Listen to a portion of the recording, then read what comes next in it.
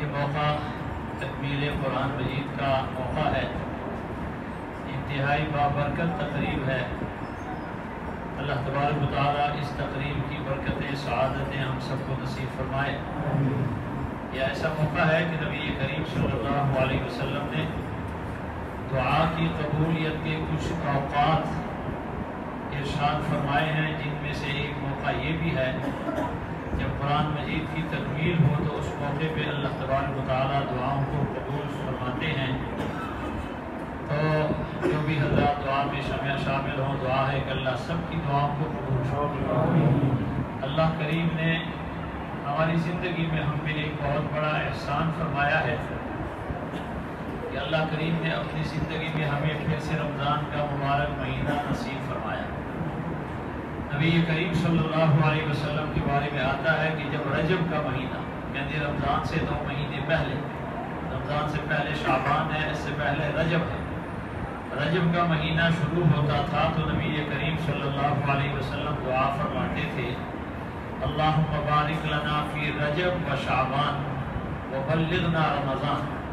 باری تعالیٰ رجب اور شعبان کا مہینہ ہمارے لیے برکت کا باعث بنا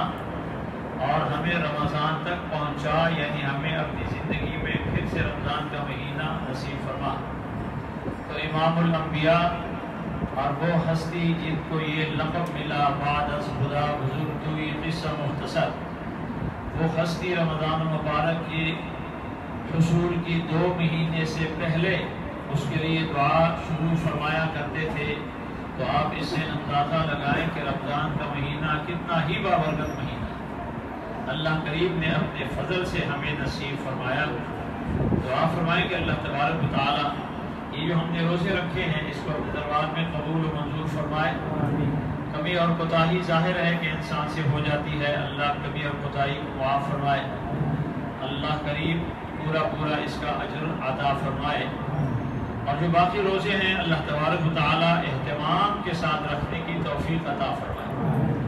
اتنا مبارک مہینہ ہے اور اس کے روزے اتنے اہم ہیں، جیسے آپ سنتے رہتے ہیں خطبہ حضرات سے کہ رمضان کا مہینہ اگر کوئی شخص ایک دن کا چھوڑ دے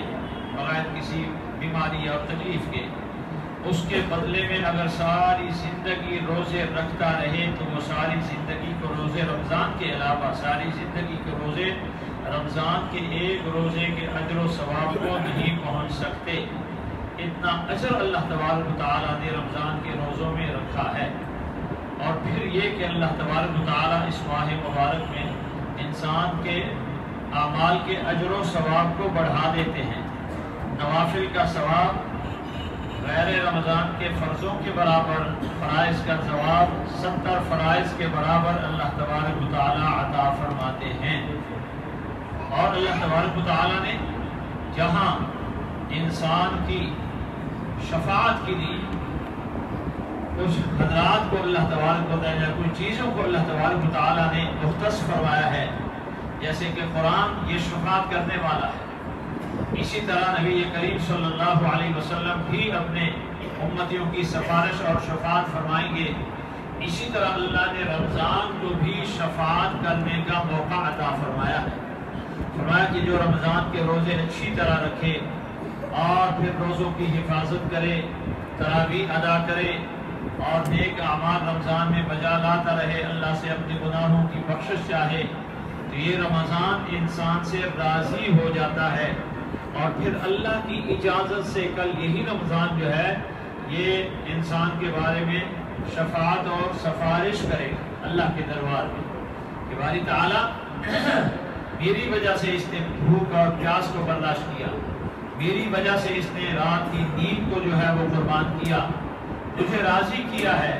لہذا میں اس کی سفارش و شفاعت کرتا ہوں۔ اللہ پاک اس کی شفاعت و سفارش بندے کے حق میں قبول فرمائے۔ اور یہ اتنا اہم عمل ہے کہ جیسے آپ نے سنا ہوگا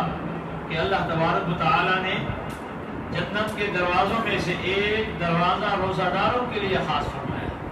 تو اللہ تبارک و تعالیٰ ان لمحات کی ہمیں قدر کرنے کی توفیق عطا فرمائے۔ حضرات گرامی،